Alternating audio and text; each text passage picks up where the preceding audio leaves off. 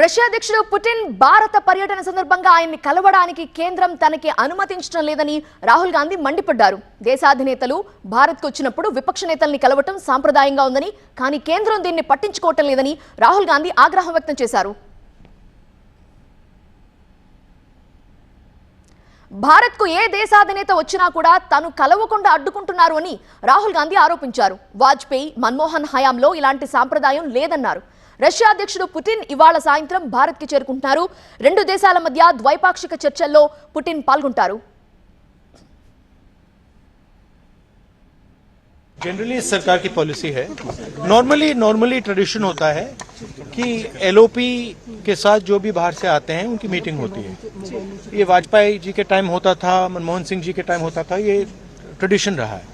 But आजकल क्या होता है कि जो फॉरेन डिग्नेटरीज आते हैं या जब मैं कहीं बाहर जाता हूं तो सरकार उनको सजेस्ट करती है कि एलओपी से नहीं मिलना चाहिए. जनरली सरकार की पॉलिसी है, नॉर्मली ट्रेडिशन होता है कि एलओपी के साथ जो भी बाहर से आते हैं उनकी मीटिंग होती है. ये वाजपेयी जी के टाइम होता था, मनमोहन सिंह जी के टाइम होता था, ये ट्रेडिशन रहा है. बट आजकल क्या होता है कि जो फॉरेन डिग्नेटरीज आते हैं या जब मैं कहीं बाहर जाता हूं तो सरकार उनको सजेस्ट करती है कि एलओपी से नहीं मिलना चाहिए.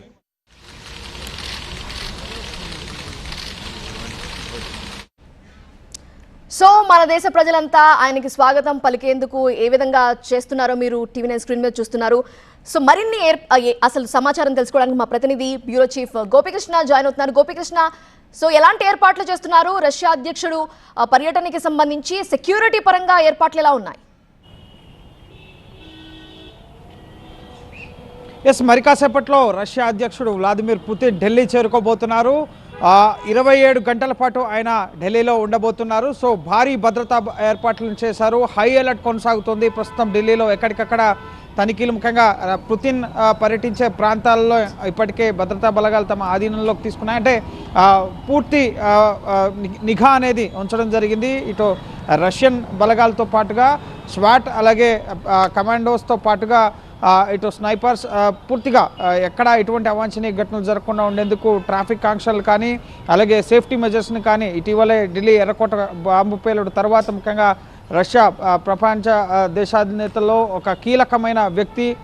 సో రష్యా అధ్యక్షుడు పర్యటనలో ఎటువంటి తప్పిదాలు జరగకుండా ఉండేందుకు భద్రతా పరంగా అన్ని రకాల ఏర్పాట్లు చేశారు. అలాగే భారత్ రష్యా మధ్య జరిగే 23వ ద్వైపాక్షిక చర్చలకు సంబంధించి, యాన్యువల్ సమ్మిట్కి సంబంధించి కూడా ఎంతో ఆసక్తిగా యావత్ ప్రపంచ దేశాలు కూడా చూస్తున్న పరిస్థితి భారత్ వైపు. ఎందుకంటే రష్యా అలాగే ఉక్రెయిన్ యుద్ధం తర్వాత అనేక దేశాలు, ముఖ్యంగా నాటో కంట్రీస్ కానీ, అమెరికా కానీ రష్యా పైన ఆంక్షలను విధించడం జరిగింది. సో అటువంటి సమయంలో భారత్ రష్యా నుంచి చమురు కొనుగోలు చేయడం కానీ, రెండు దేశాల మధ్య జరిగే ఒప్పందాలు కానీ, అనేక ప్రపంచ దేశాలకు సంబంధించి అనేక వేదికలపైన ఇద్దరు నేతలు మాట్లాడుకోవడం, సో దానికి సంబంధించి అమెరికా భారత్ పైన సుంకాలు విధించడం. సో ఇటువంటి పరిస్థితుల నేపథ్యంలో ముఖ్యంగా భారత్ రష్యా మధ్య సన్నిహిత సంబంధాలు మరింత మెరుగవుతున్న తరుణంలో యావత్ ప్రపంచ దేశాలు కూడా ప్రస్తుతం భారత్ వైపు చూస్తున్న పరిస్థితి. ప్రధాని నరేంద్ర మోడీ నేతృత్వంలో ఇప్పటివరకు ఇద్దరు నేతలు కూడా 19 సార్లు కలిశారు. సో మరి కాసేపట్లో 20వ వాళ్ళు కలవబోతున్నారు. 4 ఏళ్ల తర్వాత రష్యా అధ్యక్షుడు పుతిన్ భారత్ వస్తున్న నేపథ్యంలో భారీ గ్రాండ్ ఏర్పాట్లు అయితే దేశ రాజధాని ఢిల్లీలో చేయడం జరిగింది. సో ఈ నైట్ ముఖ్యంగా ఆయన ఢిల్లీ చేరుకున్న తర్వాత ఐటీసీ మౌర్యాకు వెళ్ళి ఫ్రెష్ అయిన తర్వాత ప్రధాని నివాసానికి వెళ్తారు. అక్కడ డిన్నర్ కార్యక్రమం ఉంటుంది 7:30 నుంచి 8:30 గంటల సమయం వరకు కూడా. సో ఆ తర్వాత ఆయన ఐటీసీ మౌర్యాలో స్టే చేస్తారు నైట్. అండ్ రేపు ఉదయం రాజ్ఘాట్కి వెళ్తారు 11 గంటలకి. ఆ తర్వాత రాష్ట్రపతి భవన్లో గౌరవ వందనం స్వీకరిస్తారు. హైదరాబాద్ హౌస్లో ద్వైపాక్షిక చర్చలు జరగబోతున్నాయి. సుమారు 25 ఒప్పందాలు, కీలక ఒప్పందాలు జరగబోతున్నాయి. ఇటు రష్యా అధ్యక్షుడు పుతిన్తో పాటుగా సుమారు 7 ఆ దేశానికి సంబంధించిన కీలక మంత్రులు కీలక రంగాలకు సంబంధించి రక్షణ రంగం, వాణిజ్య రంగం, అలాగే విద్య, పర్యాటకం, ఇటు అణు ఇంధనంతో పాటుగా ఇటు అంతరిక్ష రంగానికి సంబంధించి ఈ విధంగా కీలక రంగాలకు సంబంధించి, అలాగే బిజినెస్ పరంగా కూడా వ్యాపార రంగానికి సంబంధించి మరో 15 ఒప్పందాలు. సో ఓవరాల్గా ప్రభుత్వానికి సంబంధించి 10, అలాగే వ్యాపార రంగానికి సంబంధించి 15. సో ఓవరాల్గా 25 ఒప్పందాలు రెండు దేశాల మధ్య కూడా కుదరబోతున్నాయి. రక్షణ రంగానికి సంబంధించి కీలక భాగస్వామిగా ఇటు భారత్ అలాగే రష్యా ఇప్పటికే అనేక కార్యక్రమాలు ముందుకు తీసుకెళ్తున్నారు. సో సైనిక సంపత్తికి సంబంధించి, ఆయుధ సంపత్తికి సంబంధించి రెండు దేశాల మధ్య కూడా సమన్వయంతో పాటుగా కీలక ఒప్పందాలు పరస్పర సహకారానికి సంబంధించి, అలాగే ఆయుధ సహకారానికి సంబంధించి కూడా రెండు దేశాల మధ్య కూడా జరగబోతున్నాయి. అనంతరం రేపు మధ్యాహ్నం ముఖ్యంగా హైదరాబాద్ హౌస్లో ఈ ద్వైపాక్షిక చర్చలు ముగిసిన తర్వాత జాయింట్ స్టేట్మెంట్ ఇవ్వడం జరుగుతుంది. ఇరు దేశాధినేతలు కూడా ఒక సంయుక్త ప్రకటన చేయడం జరుగుతుంది రెండు దేశాల మధ్య జరిగిన ఒప్పందాలకు సంబంధించి. అనంతరం రేపు భారత మండపంలో ఫిక్కీ ఆధ్వర్యంలో జరిగే వ్యాపార కార్యక్రమంలో కూడా ఇద్దరు నేతలు కూడా పాల్గొంటారు.